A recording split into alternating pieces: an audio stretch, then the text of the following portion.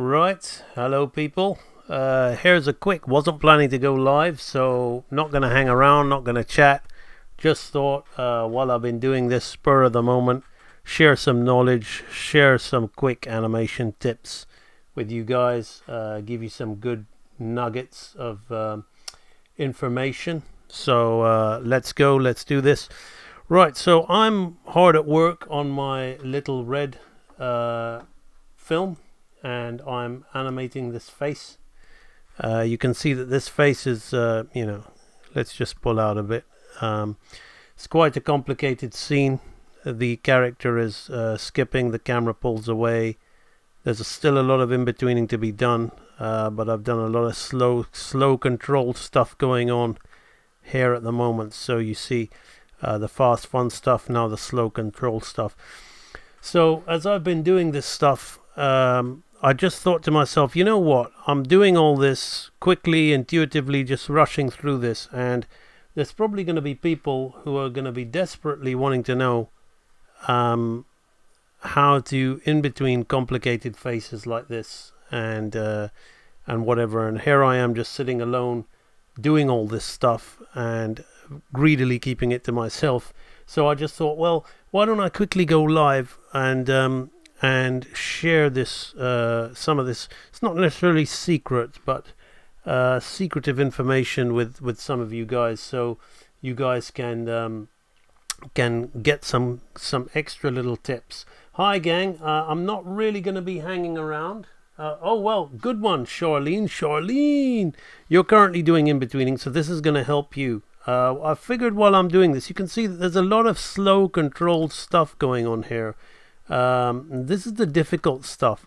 I mean, we had somebody talking to me about anime the other day, and I don't want to bring that back up, but you can see here there's the flashy stuff with the skip cycle and the camera pull away, but it's quicker. There's big movements. We don't have to worry so much about keeping, I mean, obviously the proportions have to be consistent and all that, but when we come here with this really slow controlled in-betweening, the stuff that gives it life, like she's seen something, the double blink, the rise, the hair flick, the slow controlled steps, the slow head sway with the different angles, maintaining that model, maintaining that construction, doing it subtle and controlled is really difficult. And I'm rushing this. This isn't perfect. It's what I would call, it's enough to get away with it. You know, if I was really wanting to go to town with it, I would be a lot more careful about it. But we can, it can get, I'm getting away with it. So what I'm doing here is I'm just going to share with you how, a really good way when you're doing this kind of stuff. If we look here, okay, if we're on twos, from here, it's like from here to here, it's like 1, 3, 5, 7, 9, 11, 13. So 13 frames, so half that if we're on twos, so that's like 6.5 frames, 6 to 7 frames just between here and here, and if we look really slowly, you can see how my drawing is morphing as we're changing angle, but it's so you gotta change shape. It's not about being like a cutout guy that doesn't change shape. You have to know how to change shape in order to get that subtle stuff. So it's like if we look here, watch the head change shape, but then we come out of it and then we maintain shape. Then we change shape, come out of it, maintain shape. So you can see it's really, really close stuff here. If I slow it down, I'll really expose some of the errors in here that I can just about get away with as she's coming to camera, like the hair growing at the back, the neck width growing. Because she's getting bigger, I can get away with that. But to be honest with you, see, I'm exposing. This is what real animation is about. I expose even when like there are errors in my stuff. But that's something I can get away with. You see that in movies like Beauty and the Beast and Aladdin all the time, and Little Mermaid. Some of the earlier Disney films where they had to work faster and they didn't have the huge budgets that they had in the later ones, and some of the earlier Bluth films. So I know what I can get away with here. But that said, I'm gonna do this frame now to just show you, and then I'm gonna go offline. So I'm not gonna hang around for the chat. I'm just gonna say hello to whoever's there now. Charlene Garrett, the lovely Hervonia Baker, Kitcha Cat, Aaron AOX, Cameron Black, Silver Sun, the usual suspects. Right, okay. If I missed anybody, apologies. I wasn't Suleiman. Yeah, I wasn't planning to come on live tonight because I just wanna get this scene over and done with. Dylan Doster. Okay, we're doing a whole roll of you guys. Okay, so let's go with it. So if we look here, okay, I'm just gonna go to my vector thing here. We've got the eye line and we've got the center line. Okay. And we all know about the one eye width apart, the nose, and the mouth. We all know that stuff, which I always tell you guys. Or you can frame it like this. I don't want to frame it. I frame it like that for keyframes, but for in-betweens I don't. Okay? So, as I'm going to make this in-between here, I want you to remember that. Okay? Because this is the width. Rather than eyeballing it, okay, and guessing, like this, which I will have to kind of do where you go half hair and half hair and all that, which is, it can kind of work, but the more you get to things like eyes and you start saying we'll have an eye hair and a eye hair, then you turn off the light box, you see we're getting kind of wonky eyes, you see, which isn't really what we want, and which is what gives us that kind of bad amateur feel to our work. Travis, man, Travis, I tell you what, we get funding for Little Red, we get funding for Ground Offer. You are ready, boy. You are ready to be on the animation team. Maybe need to work your drawing up a bit, but man, if I feel that if I give you a set of layouts with the drawing already kind of done on some of those key poses, you're gonna run with those scenes.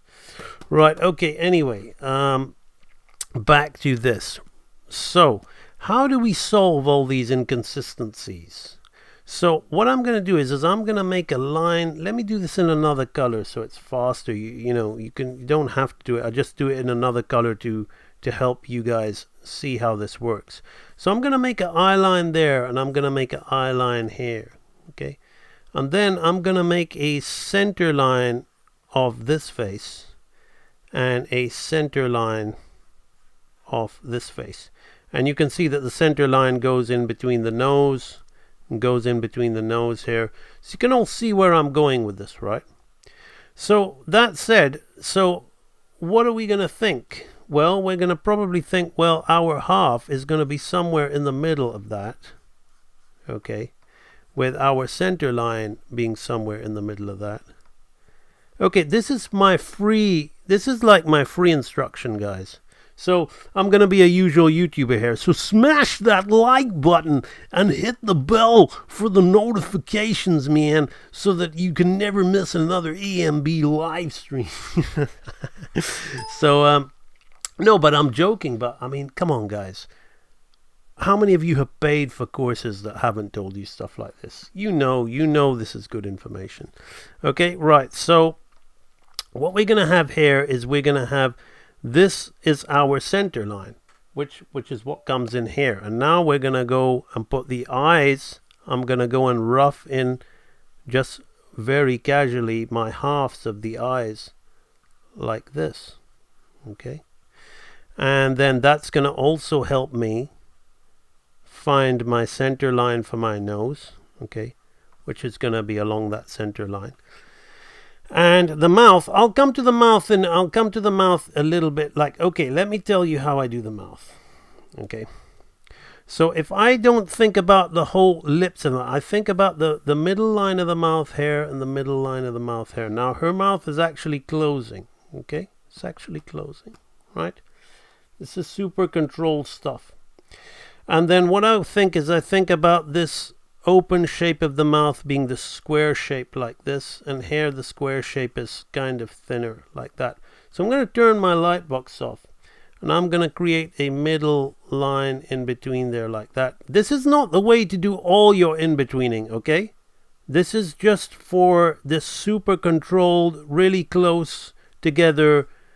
Well, not as close as, say, something like this. When it's as close as something like this, you just in between the lines, right? You just in between the lines, because the lines have got nowhere else to go. Okay, so you don't do that for this, but you don't do this for even bigger in betweens where the gap was like this and this. You could maybe this and this, you could get away with not doing this. Okay, but when you want to go from hair to hair, where you know, without using shitty cutout, which will just kill your animation, you want to actually no data. Okay, I don't know why it's saying no data.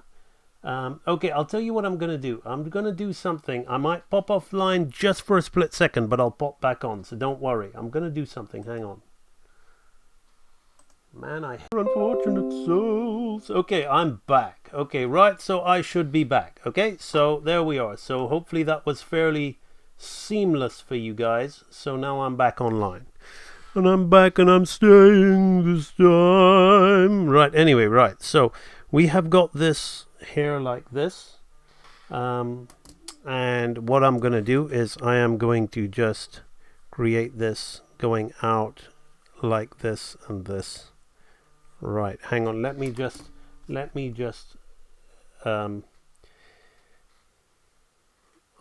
my wife was calling me of all the times. You know, I'm doing a live stream and my wife was calling me. Never mind. Okay, hang on. Okay, Bob, I'll call you back in 15 minutes. I'm just finishing a live stream. Okay. Okay, sweetheart. Okay, bye. Okay, there you go. That's how quick this live stream's going to be, guys. Okay, right. Because I wasn't intending to be live at all today. I just wanted to share this information. So let's go back here. So you can see that I drew this shape. And if I turn off the light box, I drew this shape like this. Okay. And we can see that the shape is kind of in-betweening nicely like that. Okay. And again, if I just want to take the eyebrows here, so I'm going to take this eyebrow line here to this eyebrow line. You see they're kind of going in between each other there like that. So if I'm going to put this one here, I'm going to put this in between like that. Okay. And I'm not going to try and get too technical because these lines are getting more and more fiddly and all that. That's enough. Those are the main facial features. That's the difficult part, maintaining those main facial features. So I'm going to delete these blue lines here like this now. And we're going to see that, you know, my proportions are pretty spot on. Okay. So what I'm going to do is I'm going to come here like this. And I'm going to continue in a very rough, quick way, just before I start wasting time, you know, trying to be so precise and sharp with my drawing, okay? Because ultimately I'm cleaning up, I'm doing cleanup, and these kind of in-betweens are part of the cleanup process. I wouldn't really waste animation time. So I'm going to use this one here to kind of in-between out of it. You know, out and away, because I'm going towards it. I'm not moving away from it. I'm going towards this frame. So I'm deciding to flip between this one and this one. I will occasionally flip back to see if the shape is, you know, maintained. You know, I can see that there's some distortion happening here. So I will just go in here and refine that. So, of course, when you go and you completely fine line it, then you can start getting your shapes a lot nicer. So you can see if I look at this eyebrow, I see a discrepancy in the length here. If I look at that, so that's not nice. So I need to just look at that, and you need to just flip and look at these things. You see,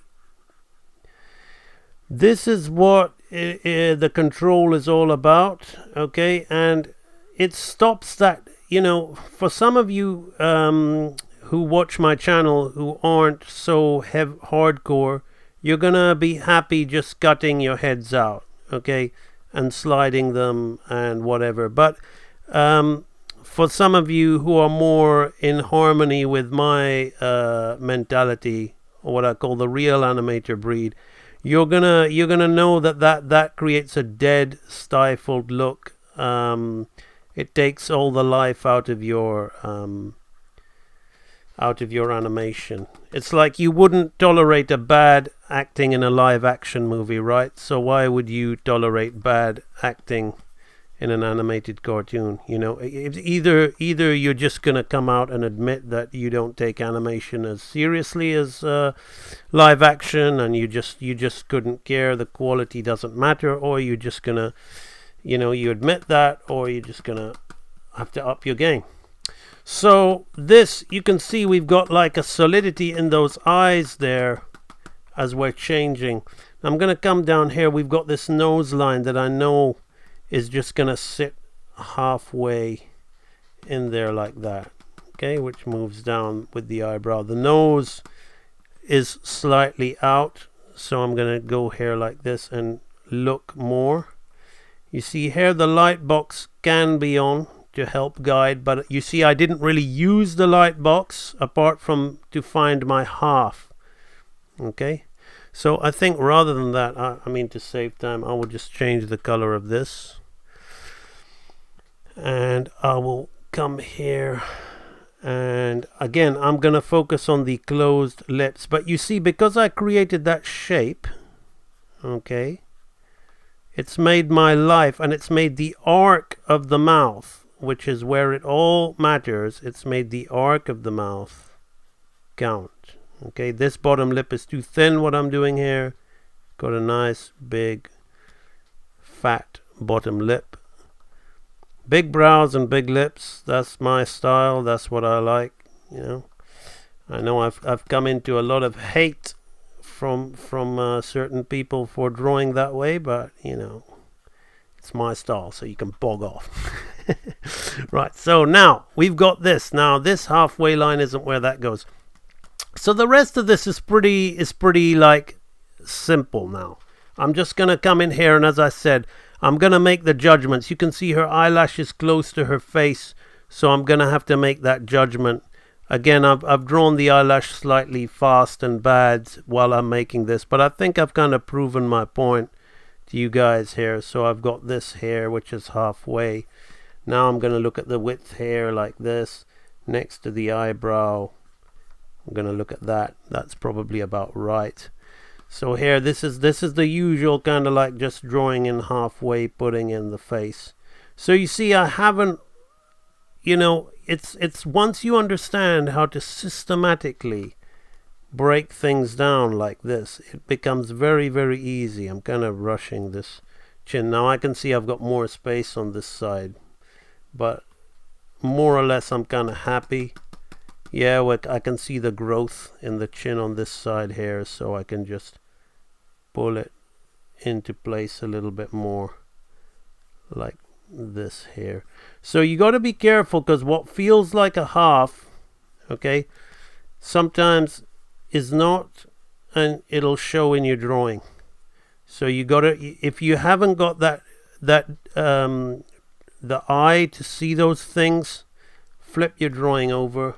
But again, with these in-between frames, I wouldn't be too concerned if your drawings are slightly out of whack, really, because it doesn't matter. You can see that that's a pretty spot on face. Okay, I think what I will do here to emphasize that she's closing her mouth is I'll put a teeth division line there like that. You can see she's closing her mouth. Right, so now again, here is the ear shape. Ear shape has slightly changed again. As I said, as I'm working this, I'm kind of rushing this, but I know what I can get away with and what I can't. So hopefully I'm showing you that you don't have to be 100% accurate. That's the beauty of hand drawn. Sometimes these slight shape changes actually add to the life of your thing, providing that they're not completely out of whack. But I'll be very honest, for a subtle movement like this, it's neither here nor there. Just make sure that it's close enough. Okay, now I'm moving fast. Okay, I'm moving fast on here. I'll tell you why I'm moving fast and why I can get away with that. I'm not just trying to rush the call to talk to my beautiful wife, okay, in case it seems like that, because the ear model is quite simple. Once I have an ear model, I know that halfway I'm just going to do this. I'm going to do this on top and this on the bottom. You see, I've already worked out this ear model. I'm just going to do that. So that when I make these ears, that's the formula that I'm going to stick to. And that's the formula that's going to remain every time I do it. As you can see that if I just start scrubbing this, just how solid that is. Okay? You see we're getting solid drawing out of that. Okay? See solid drawing out of that. It really is quite a nice piece of animation, actually. I'm quite even though I'm rushing it, and I know there's lots of small errors that I would never really be happy with if this was me like a few years back with my perfectionist mentality.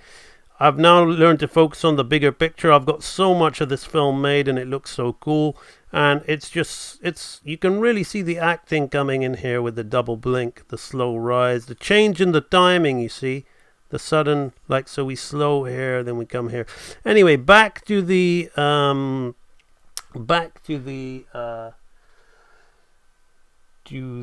next bit, which is the hair. So the hair, again, here you could do this way. Okay, you could do this and draw the halfway in the middle, but to be honest, I wouldn't really do that, because I've kind of like I know this model enough. In fact, I'm not sure if that actually works as well as if I was to just eyeball it. Okay, that works.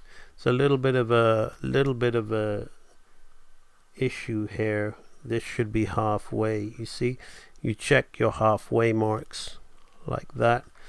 Then again here, I'm gonna come halfway in between all this, like this and like this.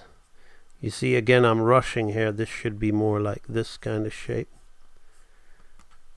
But I think I've kind of made the point. I've kind of revealed to you the big secret that makes this thing not such a... I mean, everybody really like talks about the solid drawing aspect as if that's the thing that is the hardest thing to do in animation. It is difficult and it does require skill, but this kind of a lot of the things that this isn't so much the solid drawing to me. This is the job of the in-betweener. You see, a lot of the things that people self-trained find difficult is the stuff that the people, you know, the low level. I don't want to put in-betweeners down. They're so important, and it's so hard to find good in-betweeners, but realistically they are lower tier to animators. So it's just amusing how people who do not work in the industry, who try to do their own stuff, just because they're so happy with their, to be frank, very limited understanding of animation, but what they've done, because it's broad movement, they're so happy with it that they think the only challenging aspect is getting the in-betweening to be solid, and it really isn't. You know, you got to be good at animation, guys. You know, I mean, this is the easy part. Once you know these little kind of tricks like this, it's not even a trick, it's part of the craft. So this is the part that actually, you know, has the formula to it, that once you understand it, it's very, very easy, very, very basic, very, very straightforward. You can see we've got this solid head there like this. I'm gonna come in here again. This is gonna be 1/2 coming down here like that. So I'm gonna put this in black, just even though it's vector and the rest is in bitmap, just so it fits in alongside all the rest. So we can see that head is now pretty much, and if this is 100%, that's why I know what I can get away with, right? Because this is the scale of the size of the character on the screen. So I know that I can get away with some of the volume issues that I have here. But you know, that said, but I still like to be more precise because I can be, you know. So we look here, so now she comes up, and now that all it's all timed like that. So she's skipping along. This needs to be in between just a little bit too. She jumps, the camera pulls away, she lands, gets up, does her hair, comes forward. So This is pretty much, you see, I can go fast, I can go slow. I still get the sense of the timing, but if you were watching it, it would probably be this speed. Okay, I haven't put it in the timing editor yet. I'm just dragging my pen across the screen, across the timeline. So you can see there we are. That is the animation. Hopefully that's shared some good information with you guys. I'm not gonna hang around. It's lovely to see you all. Just some news for you all. Some of you are messaging me who are coming onto the AMB Animation website. What happened, AMB? I went to join the Real Animator Training Library. And now it's all changed. Okay, so now it's like when you go to join, you say which one do you want to join. Do you want to join the training archives or the edutainment archives? So if we go in the training archives here, you can now just join whichever archive you want. Okay, no more bundles, no more groups, no more all of that. Just pick and play. You pick your archive, you buy it, you go through it, and that's it. I'm enrolled in all of these because I made it. And you go into the edutainment archives and you can pick and join these. So it's a lot more straightforward now. No sending me email addresses, no personal invites. That does mean that if you were to buy it one archive at a time, the price has definitely increased. But on the other token, some of you might just say, well, some of you who bought the training library only bought it for 2 archives or 3 archives, and that was it. All the other stuff you didn't really care about. So it's either way. So this is how it works now. So I've received 2 or 3 messages from people like saying, what happened to the old system? I was saving up for it. Well, it's changed now. Nothing stays the same forever. Real Animator Training has evolved. Come on now. I mean, I'm really grateful to everybody, but I've never really wanted to remain as a business that dealt with hosting my stuff on Vimeo. It's great to have had that. Maybe I've given some of you guys some tips on how to start your own business by using other material out there. But the more you expand and the more professional you get, you wanna hopefully move on forward. So that's what we've done, and a lot of you guys in the audience are a lot of thanks, because you joined me in the initial phases of this thing and helped to make it what it is. So that's the AMB Animation Real Animator Training Library. That's all updated. I might do a separate stream talking about that, but this stream was more just out of my instincts, because I was just doing this scene here, and I said, as I'm doing this, I wonder how many of people, even my Real Animator people, actually know how easy it is to do this slow controlled in-betweening. I know I've shared similar information before, but hopefully this has helped giving you a little bit of that insight into just how to get all this going.